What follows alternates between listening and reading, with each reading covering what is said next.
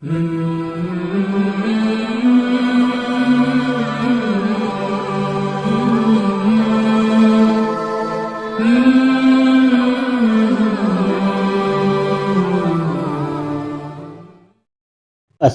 علیکم۔ آج کی جو حدیث ہے وہ صفائی کے متعلق ہے کہ حدیث شریف ہے قال النبی صلی اللہ علیہ وسلم الطہور شطر الایمان، کہ حدیث شریف کا ترجمہ ہے کہ آپ صلی اللہ علیہ وسلم نے فرمایا پاکی نصف ایمان ہے۔ تو اس حدیث شریف میں طہارت کو آدھا ایمان فرمایا گیا ہے۔ اس کی وجہ یہ ہے کہ طہارت سے ظاہر کی صفائی ہوتی ہے اور ایمان سے باطن کی صفائی ہوتی ہے، اور یہی دو صفائیاں مقصود ہوتی ہیں۔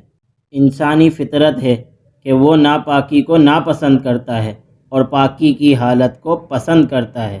محدثین فرماتے ہیں کہ جب ایک کافر مسلمان ہوتا ہے تو اس کے پچھلے گناہ خواہ صغیرہ ہوں یا کبیرہ سب معاف ہو جاتے ہیں۔ تو یہ کل ہوا، اور وضو یعنی طہارت حاصل ہونے سے اس کے صرف صغیرہ گناہ معاف ہوتے ہیں، کبیرہ نہیں، اس لیے طہارت نصف ایمان ہوا۔ امام غزالی رحمۃ اللہ علیہ فرماتے ہیں کہ الطہور شطر الایمان میں صرف یہ نہیں کہ ظاہری اعضاء پر پانی بہا دے، بلکہ اس کے ساتھ باطنی طہارت یعنی اپنے دل کو تکبر، حسد اور تمام خصائص رذیلہ سے اپنے آپ کو پاک کرے۔ تو پتہ چلا کہ طہارت و پاکیزگی ایمان کا خاص جز اور اس کا اہم شعبہ اور حصہ ہے۔